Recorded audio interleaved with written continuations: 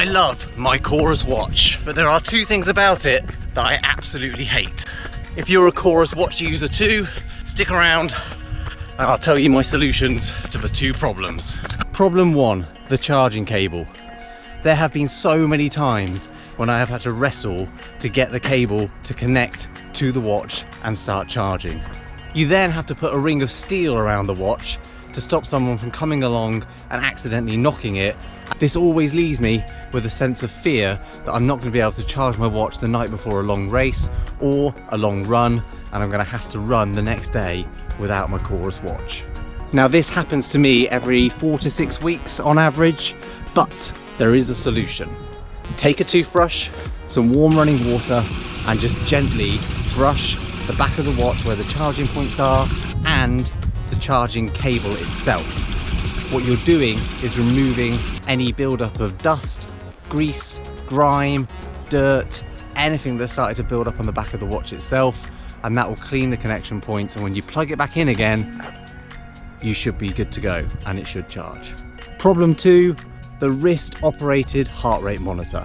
Now, most of the time this gives me a fairly stable and a fairly accurate reading, one that I can rely on and one that I can trust to give me an informed view of how my training and my sessions are going. But every once in a while I'll look down and the heart rate has spiked to an unnaturally high number, one that does not reflect the effort that I'm putting in on the run at that time.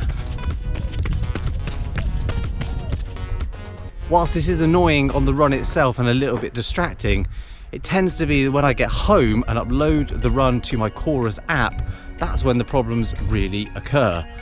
Because the elevated heart rate numbers will then skew your overall fitness picture, and it will make a difference to the amount of recovery time your watch suggests that you should have. And that can just be a little bit frustrating and a bit annoying, particularly if you are someone that closely monitors and tracks your recovery and your fitness progression over time. As you can see in this run here, my pace remains consistent, there's no elevation changes, my cadence remains the same, my power output remains the same, but you can see this section of time where my heart rate just elevates up into the 170s for no reason at all. Now this was just an easy run and my watch would then be thinking something completely different is happening. So what's the solution? Well, Coros would have you buy their arm-based heart rate monitor, but you can probably just get away with a normal chest strap from brands like Garmin or Whoop or Polar, and that will do the job just as well if heart rate is the way that you track and monitor your training. Click on the link below if you want to know how to send workouts from the Coros app to your watch. See you in the new video soon.